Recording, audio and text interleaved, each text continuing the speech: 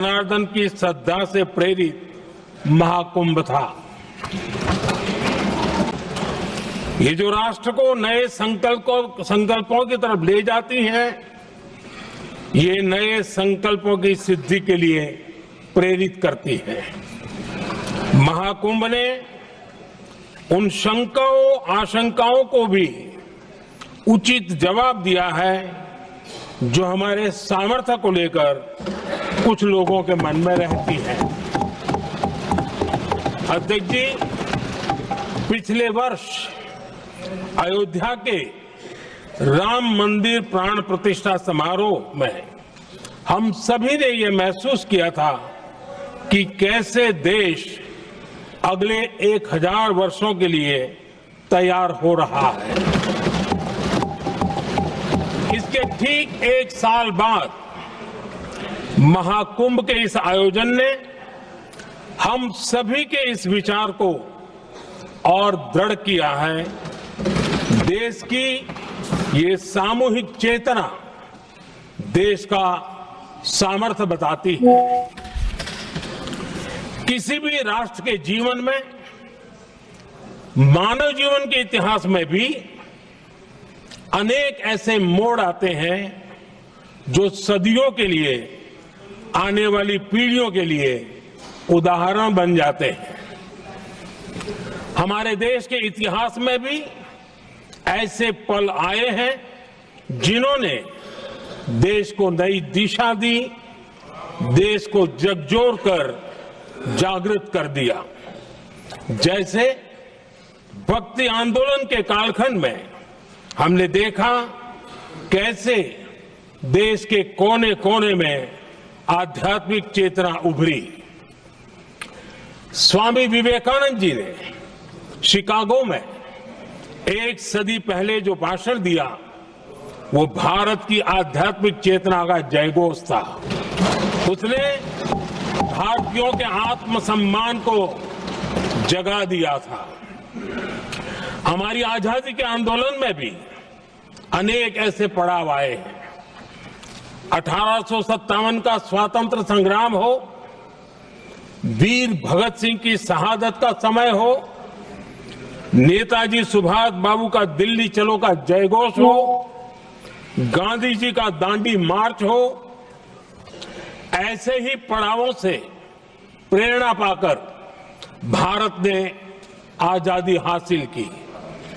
मैं प्रयागराज महाकुंभ को भी ऐसे ही एक अहम पड़ाव के रूप में देखता हूं, जिसमें जागरूक होते हुए देश का प्रतिबिंब नजर आता है।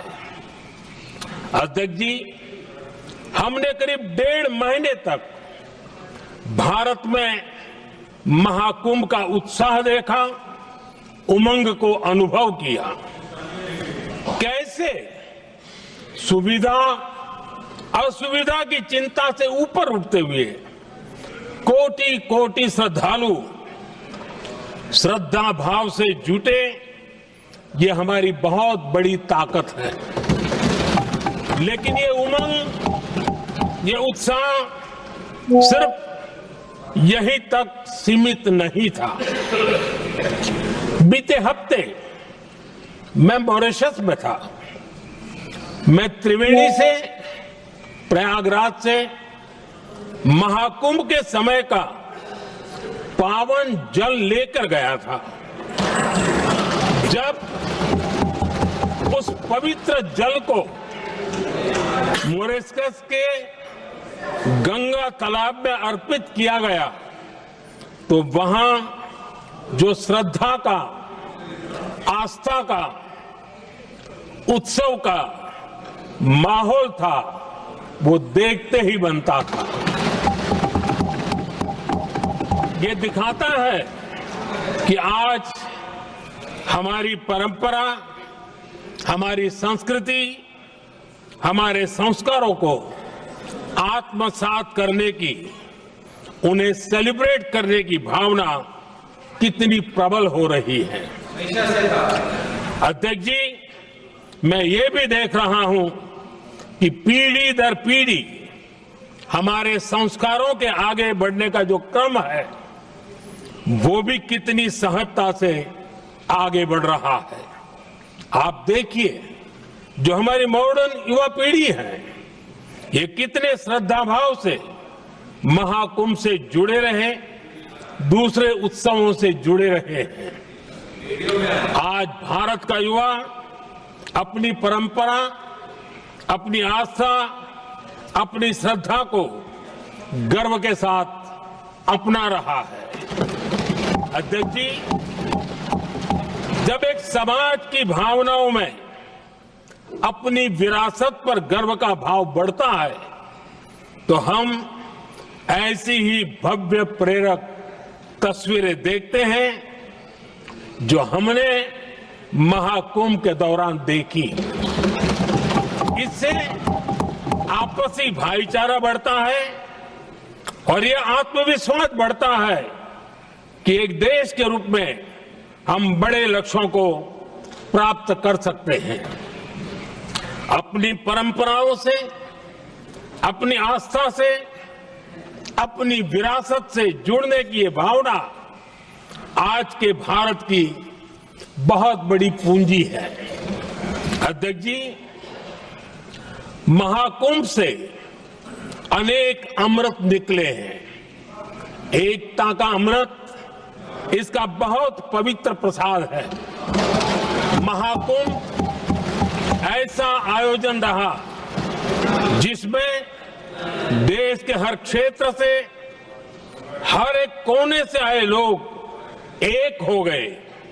लोग अहम त्याग कर वयम के भाव से, मैं नहीं हम की भावना से प्रयागराज में जुटे।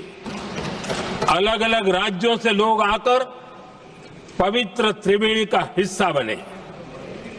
जब अलग अलग क्षेत्रों से आए करोड़ों करोड़ों लोग राष्ट्रीयता के भाव को मजबूती देते हैं, तो देश की एकता बढ़ती है। जब अलग अलग भाषा बोलियां बोलने वाले लोग संगम तट पर हर हर गंगे का उद्घोष करते हैं, तो एक भारत श्रेष्ठ भारत की झलक दिखती है। एकता की भावना बढ़ती है। महाकुंभ में हमने देखा है कि वहां छोटे बड़े का कोई भेद नहीं था। ये भारत का बहुत बड़ा सामर्थ्य है। ये दिखाता है कि एकता का अद्भुत तत्व हमारे भीतर रचा बसा हुआ है। हमारी एकता का सामर्थ्य इतना है कि वो भेदने के सारे प्रयासों को भी भेद देता है। एकता की यही भावना भारतीयों का बहुत बड़ा सौभाग्य है। आज पूरे विश्व में जो बिखराव की स्थितियां हैं, उस दौर में एकजुटता का ये विराट प्रदर्शन हमारी बहुत बड़ी ताकत है।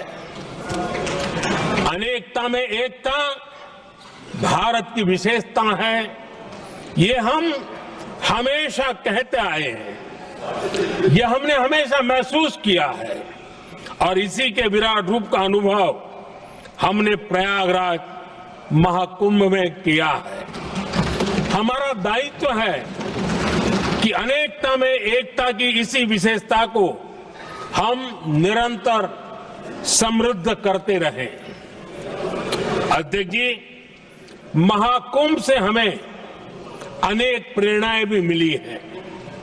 हमारे देश में इतनी सारी छोटी बड़ी नदियां हैं।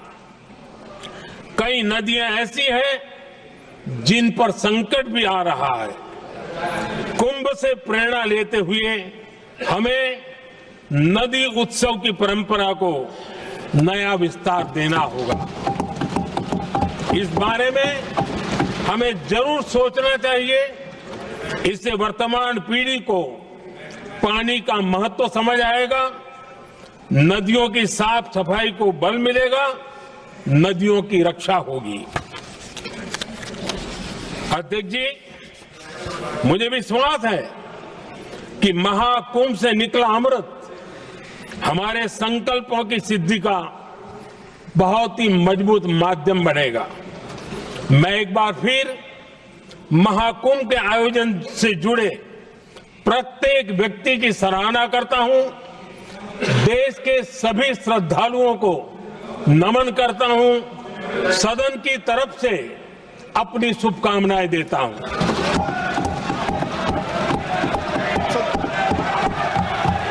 नियम 372 के अधीन मामलों को उठाने की अनुमति प्रदान की गई है।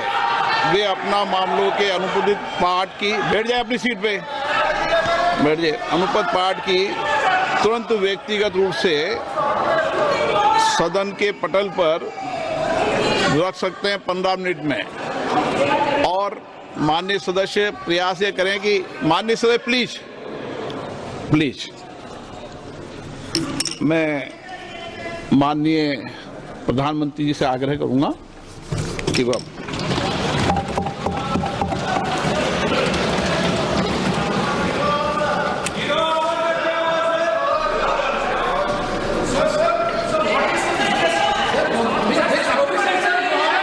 माननीय अध्यक्ष जी, प्लीज मैं बताता हूं, अभी मैं बताता हूं, प्लीज बताता हूं मैं, प्लीज माननीय अध्यक्ष जी, माननीय अध्यक्ष जी, मैं प्रयागराज में हुए महाकुंभ पर वक्तव्य देने के लिए उपस्थित हुआ।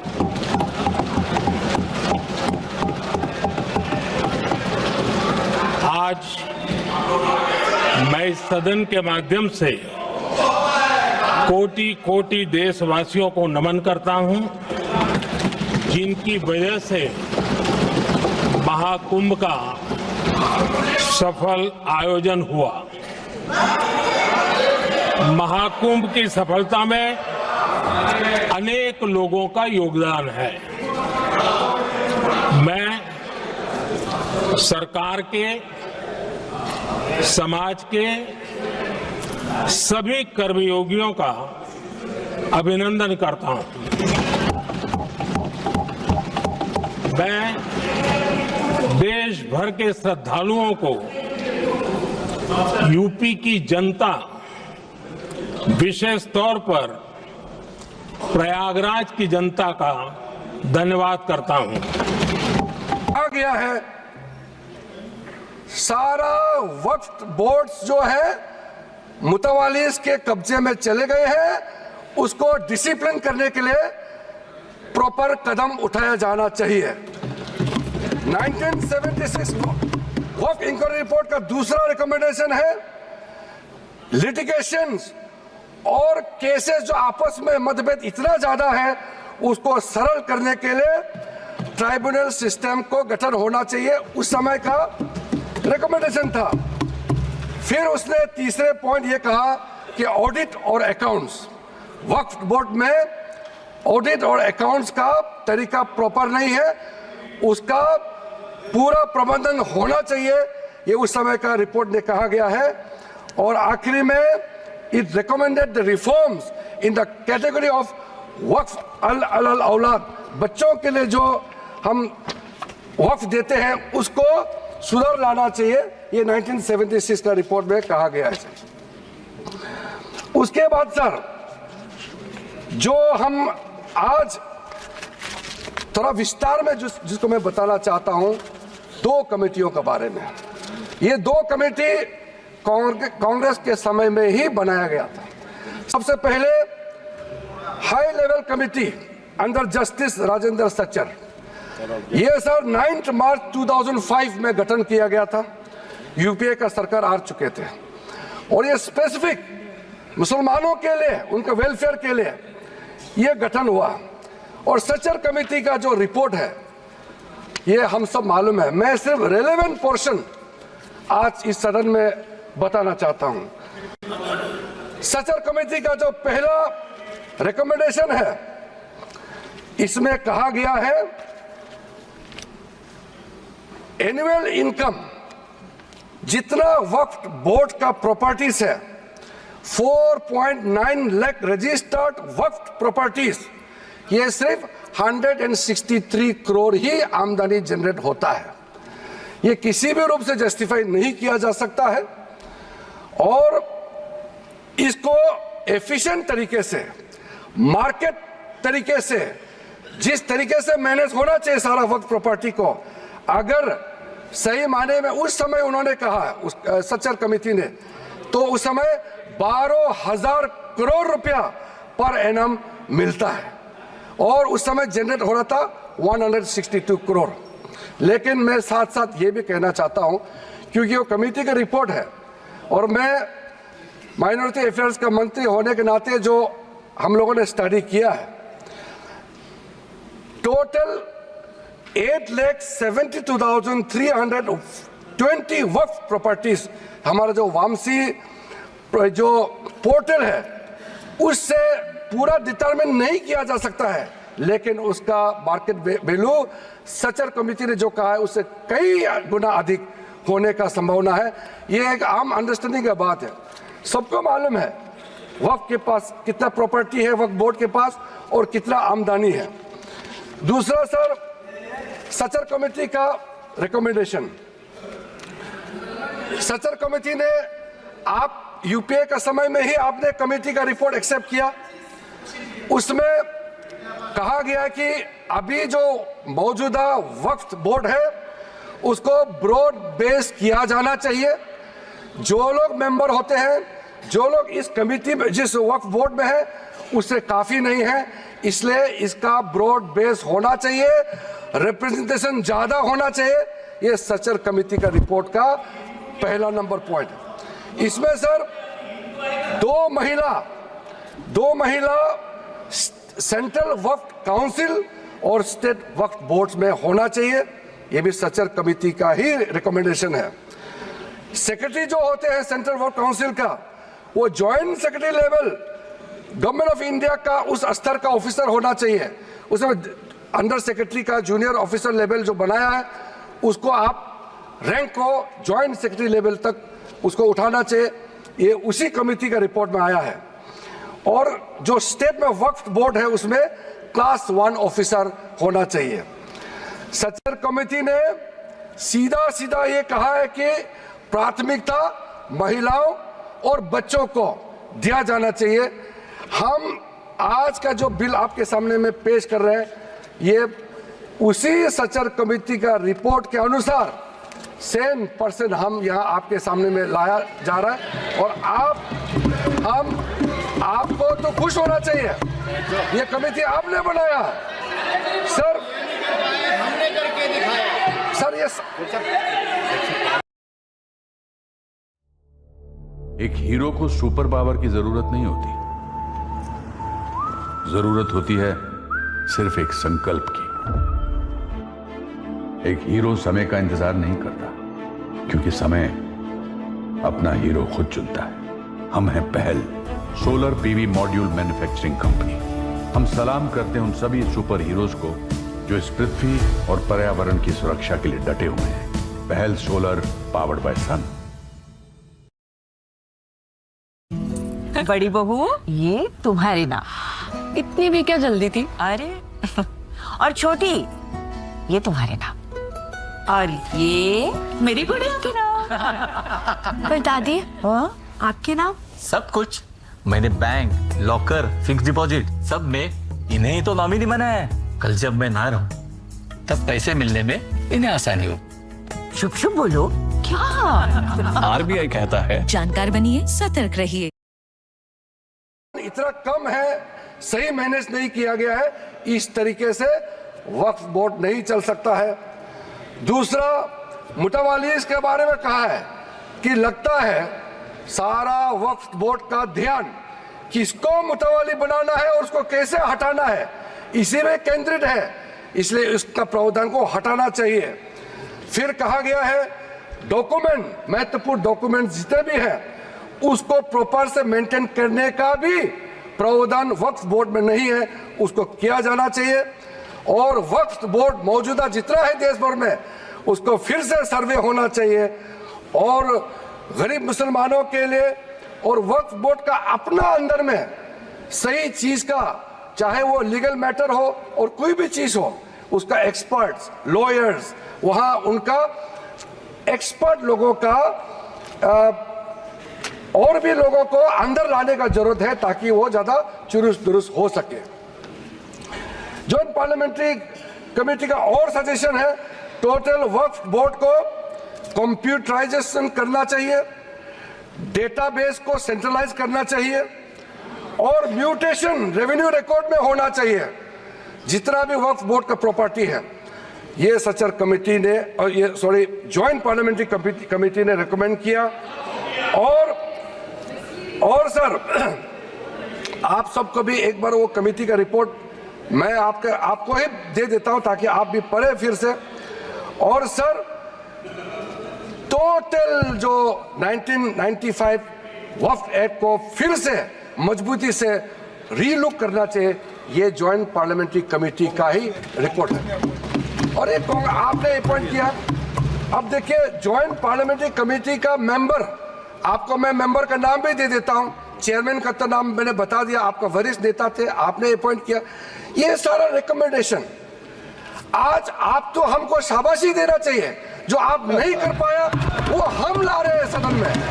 सारा का सारे प्रॉब्लम, सारा का सारा सजेशन ये उस समय सबको मालूम कर चुके हैं।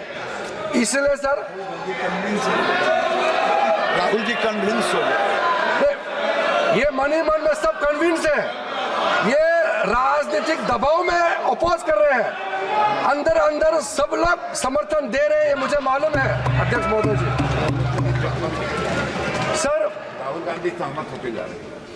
राहुल गांधी जी तो अभी बाहर निकले लेकिन सहमत देकर के गया है कि हम जो कह रहे हैं सही कह रहे हैं। सर मैं इसी बीच